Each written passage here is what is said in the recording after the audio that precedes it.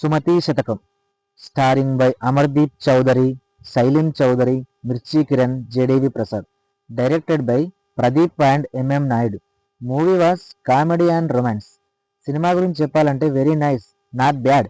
అమర్ గారి యాక్టింగ్ బాగుంది. తను చెప్పాడు, నేను రవితేజ డైహార్డ్ ఫ్యాన్ అని.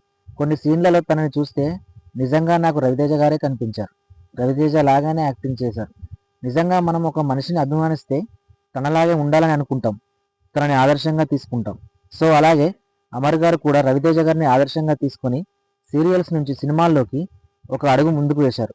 బెస్ట్ ఆఫ్ లక్ అమర్ గారు. ఇక స్టోరీ విషయానికి వస్తే, మన హీరో పెళ్లి చేసుకోవాలని చిన్నప్పటి నుంచి ఒక కోరిక ఉంటుంది. ఆ కోరికకు తగ్గట్టుగానే పెళ్లి కాదు, ఎన్ని సంబంధాలు చూసినా సెట్ కావు. ఇంటి పక్క వాడు కూడా పిల్లనిస్తా అని చెప్పి వేరే వాళ్ళకిచ్చి పెళ్లి చేస్తాడు.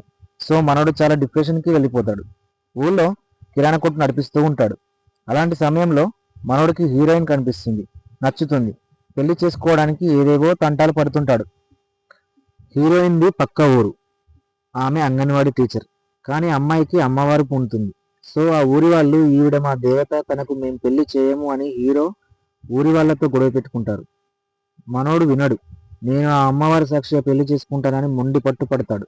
కానీ ఆ ఊరి వాళ్ళు వీడు వినేలా లేడని అమ్మవారి విగ్రహాన్ని దొంగిలించి దాచిపెట్టి ఒక షరతు పెడతారు. అమ్మవారి విగ్రహం దొరికితే, తీసుకొస్తే, అది కూడా ఒకే రోజులో తెస్తే పెళ్లి చేస్తా అంటారు. మనోడు ఒప్పుకుంటాడు.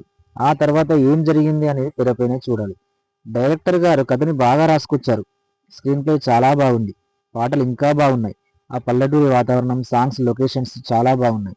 సో ఫ్రెండ్స్, మూవీ మీరు చూసినట్టయితే ఎలా ఉందో కామెంట్ చేయండి. ఒకవేళ చూడకపోతే గో వాచ్ ఆన్ థియేటర్స్.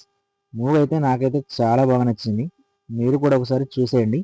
చూసిన తర్వాత మళ్ళీ కామెంట్ చేయండి ఎలా ఉందో. Thank you for watching.